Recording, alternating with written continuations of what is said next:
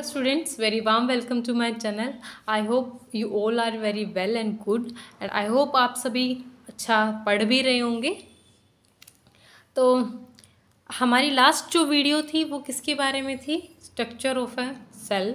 और जो आज की वीडियो है वो बेसिकली होने वाली है आपके important points of a cell. जिसने भी आपने पहले वाली वीडियोस नहीं देखी हैं तो I will provide link in the description box, you can watch the video from there. Clicking on the link आपको वीडियो मिल जाएगी, आप वहाँ से देख सकते हो। तो बेसिकली जैसे कि आपने सेल का स्ट्रक्चर पढ़ लिया तो सेल के जो मेन पॉइंट्स जो आपको बताए थे सेल के अंदर क्या क्या प्रेजेंट होता है वो भी आपको आई थिंक अच्छे से लर्न होगा। और बस उसको रिमाइंड करवा देते हैं ताकि जो बच्चा नया भी है उसको भी ये कंप्लीट आ जाए और जो पुराने हैं आई मीन जिन्होंने पहले वाली वीडियोस देख भी ली थी तो उसको एक बार ये रिमाइंड हो जाएगा जस्ट। ठीक है, जैसे कि आपको पता है कि हमने पहले भी बताया था कि जो आउटर लेयर होती है, जो आपको थिक लेयर दिखाई दे रही है, this is called as cell wall. और सेल वॉल मेडअप होती है किससे? सेलुलोज से मिलकर बनी होती है।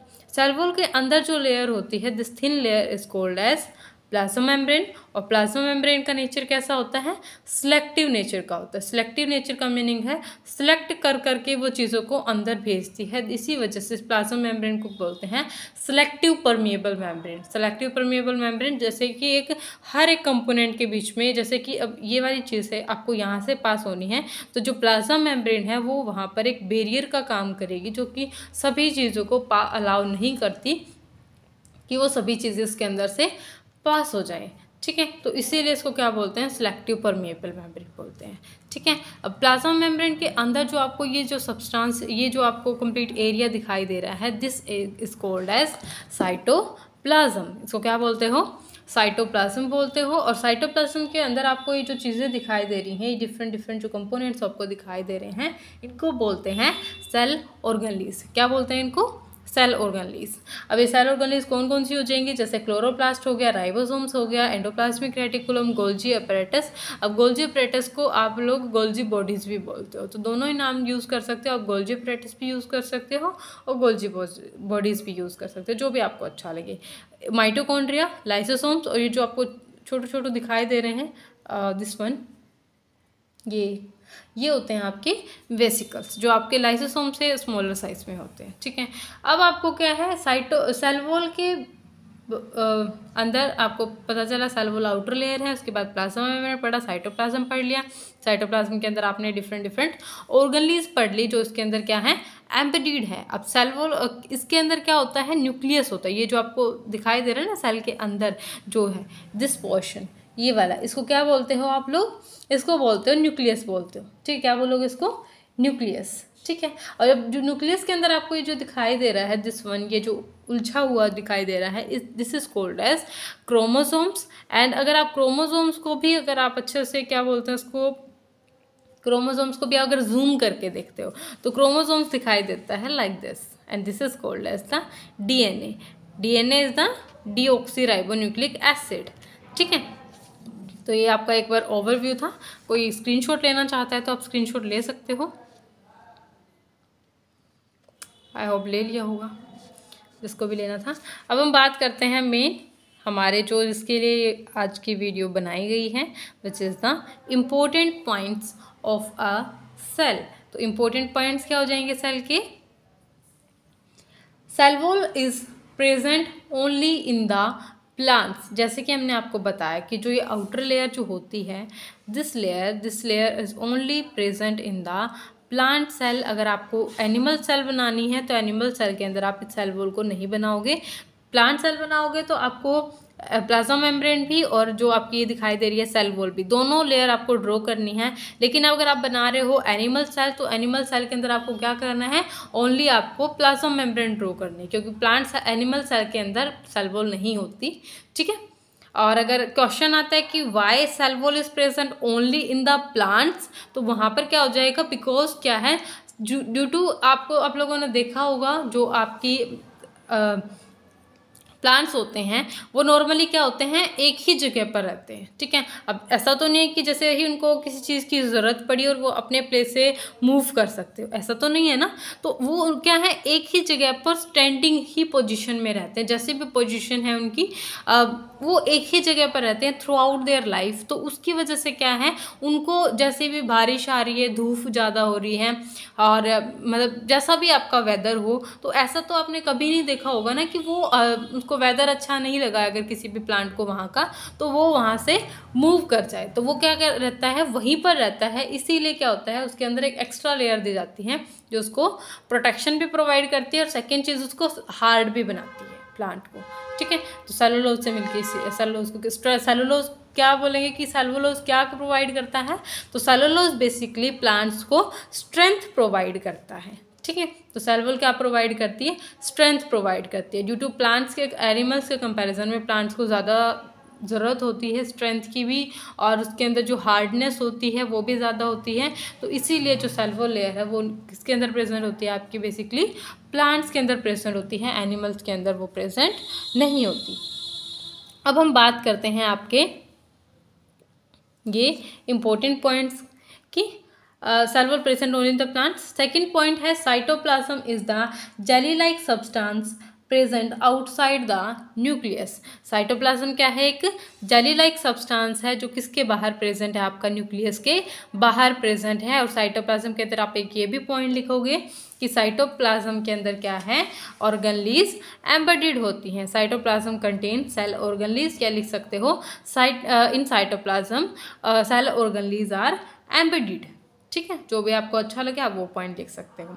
नेक्स्ट है आपका साइटोप्लाज्म के बाद आता है क्या, आपका nucleus. Nucleus is present in the centre of a cell. कहाँ प्रेजेंट होता है आपका nucleus, centre of a cell. क्या प्रेजेंट होता है आपका, न्यूक्लियस प्रेजेंट होता है। तो सेंटर ऑफ अ सेल में क्या लिखोगे आप, न्यूक्लियस आर प्रेजेंट। सॉरी एक मिनट, ये ज़्यादा मूव कर गया है, हाँ जी अब ठीक है।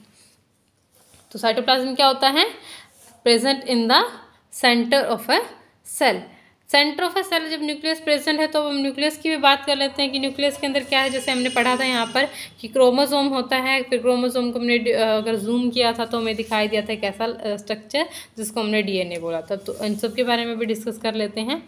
तो जैसे कि आपको पता है कि chromosomes contain in nucleus thread like structures are present called chromosomes. Nucleus के अंदर क्या होता है, एक थ्रेड लाइक स्ट्रक्चर होता है जिसको क्या बोलते हो आप, क्रोमोसोम्स बोलते हो। क्या बोलते हो, जिसको क्रोमोसोम्स बोलते हो। अब यहाँ पर थोड़ा स्ट्रक्चर में देख लेते हैं क्रोमोसोम कहाँ है,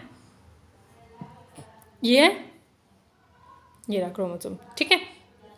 तो क्या है, इन न्यूक्लियस एक thread like structure are present is called as chromosome. तो आप क्रोमोसोम की अगर डेफिनेशन आती है आपको तो आप वहाँ पर भी इसको लिख सकते हो। सेकंड चीज़ है क्रोमोसोम कंटेन डीएनए। डीएनए की फुल फॉर्म क्या होती है, डीऑक्सी राइबो न्यूक्लिक एसिड। क्या होती है, डीऑक्सी राइबो न्यूक्लिक एसिड। अब जैसे कि हमने आपको बताया कि जो आपका क्रोमोसोम क्या है, एक थ्रेड लाइक स्ट्रक्चर है, और क्रोमोसोम को अगर आप जूम करके देखते हो तो ये जो आपको दिखाई देता है this is called as DNA. और डीएनए की फुल हमको आपने क्या पढ़ी है, डीऑक्सी राइबो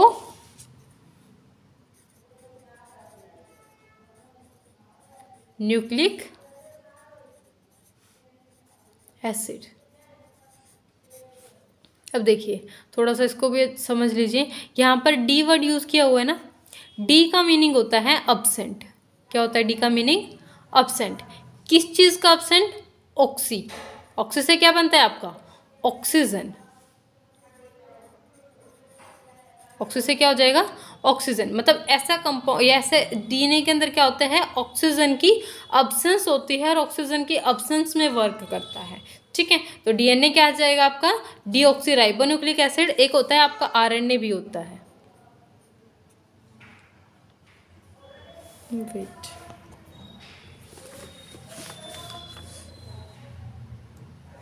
आरएनए होता है राइबो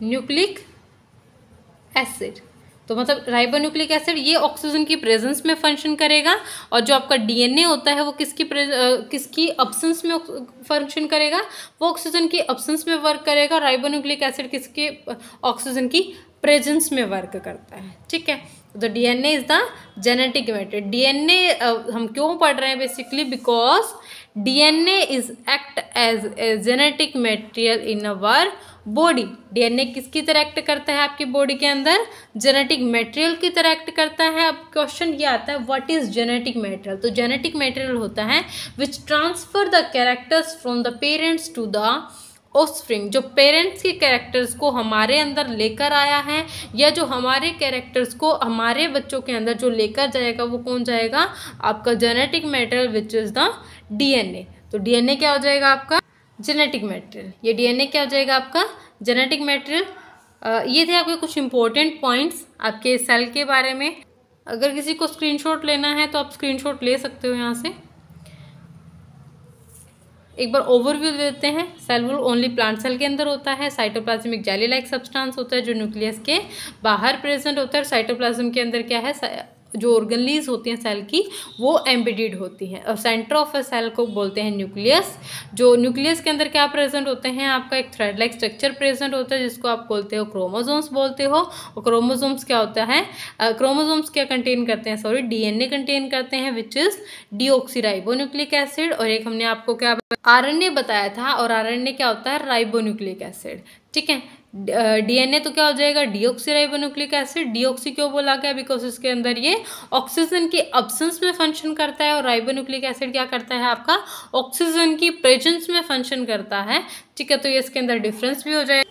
और अगर हम बात करते हैं कि अब जो डीएनए होता है, डीएनए हमारी बॉडी के अंदर किसकी तरह एक्ट करता है, एक जेनेटिक मटेरियल की तरह एक्ट करता है।